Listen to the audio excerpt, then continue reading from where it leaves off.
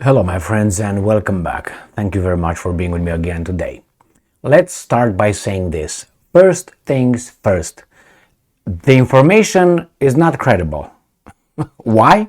Because it comes from the UK intelligence services, and at least for me, they have no credibility. They don't have zero credibility. They have negative 3,224 credibility. They're at negative. So they still have to climb. Why?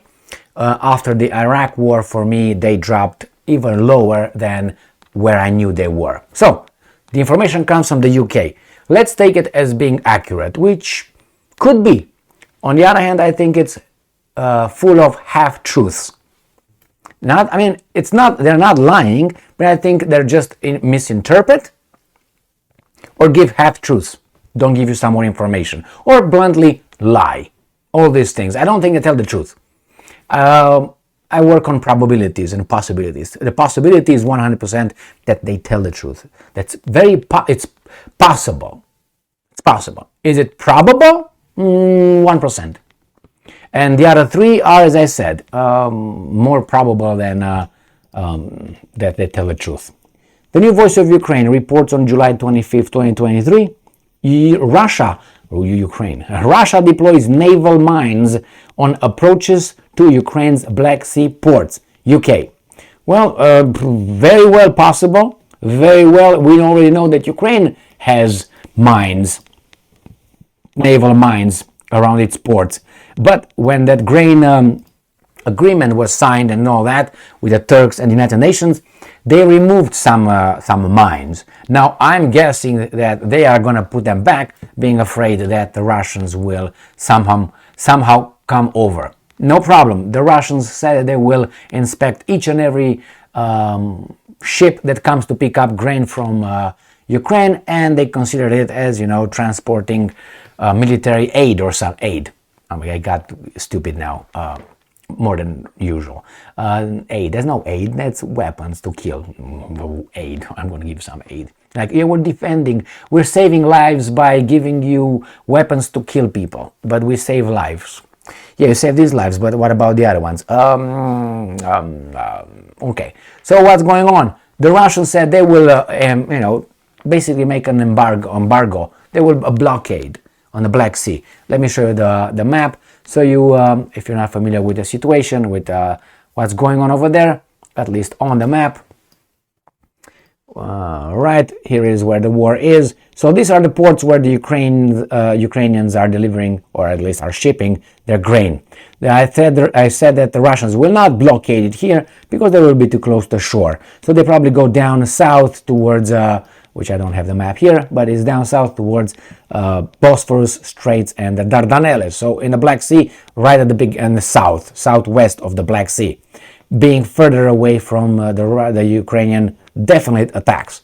I covered today an article where a frigate, no, it was a corvette, not a Chevrolet Corvette, here that was attacked reportedly by the Russians, by two naval drones, and they were destroyed, some down here in the south. So even if they try to blockade it here, these guys will easily going to be attacking them. So the Russians say, these friends right here from New Voice of Ukraine, will put mines somewhere. Therefore, they don't have to stop them. They will stop themselves, because otherwise they will be blown up. So that's a good, tactical maneuver.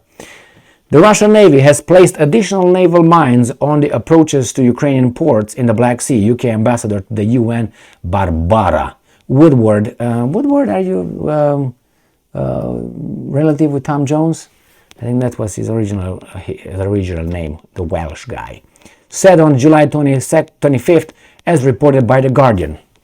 Woodward noted that UK has information indicating that the Russian military may expand its attacks on Ukrainian grain export-related infrastructure facilities, including attacks on civilian ships in the Black Sea. I don't know if they're going to attack them, but they will treat them as targets if they don't stop. That means probably going to blow them up. Yes.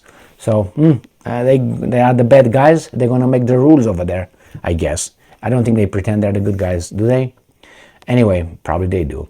Our information also indicates that Russia has laid additional sea mines in the approaches to Ukrainian ports, end quote, Woodward said. And I'm quoting again, we agree with the United States assessment that this is a coordinated effort to justify and lay blame on Ukraine for any attacks against civilian ships in the Black Sea. Well, it's a war. And besides, these guys, they claim that their civilians are attacked by Ukraine using US and British weapons. So what do you want them to do? I mean, I'm not, for more destruction, and unfortunately the civilians are in the middle of it, but, that's an accurate representation of what could happen. One scenario. She added that UK Prime Minister Rishi Sunak has already informed Ukrainian President Ukrainian Zelensky about this during a phone conversation earlier on July, because the Ukrainian will not do anything bad. Correct? Correct. Okay, that's why I know he's like, please. Previously, UK Foreign Secretary James Cleverly, who's not clever at all, and anyway, I'm not going to say more, but my assessment of this guy, again, is a below 86 IQ. Warned that Russia may carry out attacks on civilian ships in the Black Sea following Moscow's exit from the grain agreement. Because they're just criminals. Correct, Cleverly? Correct, you're clever. Okay. Meanwhile, U.S.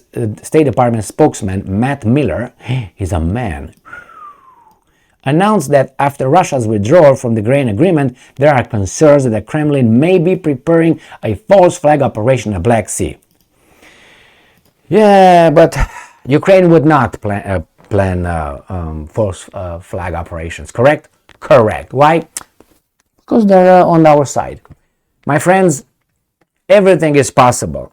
How probable it is. I could say a lot of things without evidence, like these guys. They could do this because this and good that. You have to, in order to understand a situation, you have to look at it from as many angles as possible, not from one angle. And these guys give us one angle only. And the angle is very infantile. They are bad, we are good. Why? Because we say so. Well, with that one, it works in a toddler department or in, adults with child brains. Yes, it works that way. But the problem is they're not that stupid, because whenever you turn the table, you realize immediately they're not idiots. Why? Because it hurts them. So it hurts when they have a little bit of pain, they immediately figure out what hurts. But when it's the other way around, they ignore.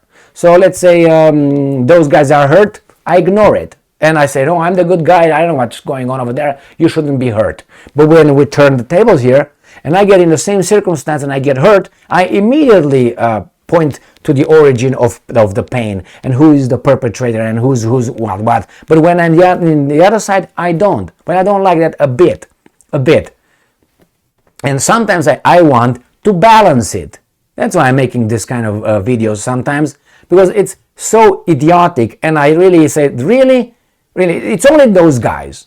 All right, okay, those are bad. But you say these guys are good, and they are really saying yes. Now imagine you're going to go and have what? A peace agreement with these guys? How can you? You can start from the very beginning when Zelensky says that he's the good guy. Why are you the good guy again? Because you bombarded your own Ukrainians in the eastern side of your country? Your country? Is because you didn't implement Minsk Agreement 1, Minsk Agreement 2? Are you a good guy? And you want to renegotiate something that was negotiated? It's like you and I, we sign a contract, we talk about something, okay? And after 5 minutes, I say, well, no, let's break this agreement, let's do it again. Why would you want to do it again? Because I already, destroyed the first contract. How do you know that I'm not going to destroy the second contract and the third contract? The same with these guys. Your country, your government signed the Minsk agreements. You refuse to implement them. What does that mean? And not only that, who attacked those guys? Who are Ukrainians who don't want to be liberated. It's another idiocracy. We're going to liberate them. They don't want to be liberated. None of those guys. No, probably there are some over there living in Donetsk, Zaporozhye, Luhansk, and Crimea, and so on, Kherson. They want to be liberated. But it seems like most of them don't. So you liberate them with what? With against their will or what? They have to be liberated? Remember, he said this: if you don't, something like if you don't feel Ukrainian, you should just go to Russia or something. Is that the president? I mean, you lost legitimacy. Besides, I don't think he was voted in the office by all Ukrainians, because those guys could not vote, or did not vote. So he's also, if you go by legal definition, he's not a legitimate president of that country. But hey, don't go into technicalities. It would change a lot of things. And not only that, this purge that occurs right now in Ukraine, look at what's going on with political parties, with the religious situation, with the minorities, with the mass media. With this, oh, you collaborated, come over here, you collaborator. They do whatever they want. And this is the free speech country, the democracy and so on. Even Ukraine in 1994, I'm sorry, 2014, I'm going 1994. In 2014, how did it become again a democracy? Through a coup. Bloody. People died over there with the help of outside forces. That's treason. And then they were immediately recognized by the freedom lovers of democracy, the countries. And then when we all recognized by those guys, imagine that it would happen here to the States of America. Would you agree with that? Of course not. But happened over there with our little Victoria Nuland little infiltration. That's just fine. Come on. So that's why sometimes I'm talking about these things, because I see really, I mean, the Russians do the same thing. Don't get me wrong. But here is the problem, because these cousins fight and die against one another. They fight for the benefit of others. It's like you and a cousin fight for unknown person, and that guy counts the money and is waiting for you to clear the territory. That's what bothers me as well. These guys could have very well solved the problem. But they got Zelensky, the good guy, Zmihal, Yermak, and Reznikov. What do you expect? Thank you very much for being with me again today. Stay strong, stay smart, look for the truth, and be just.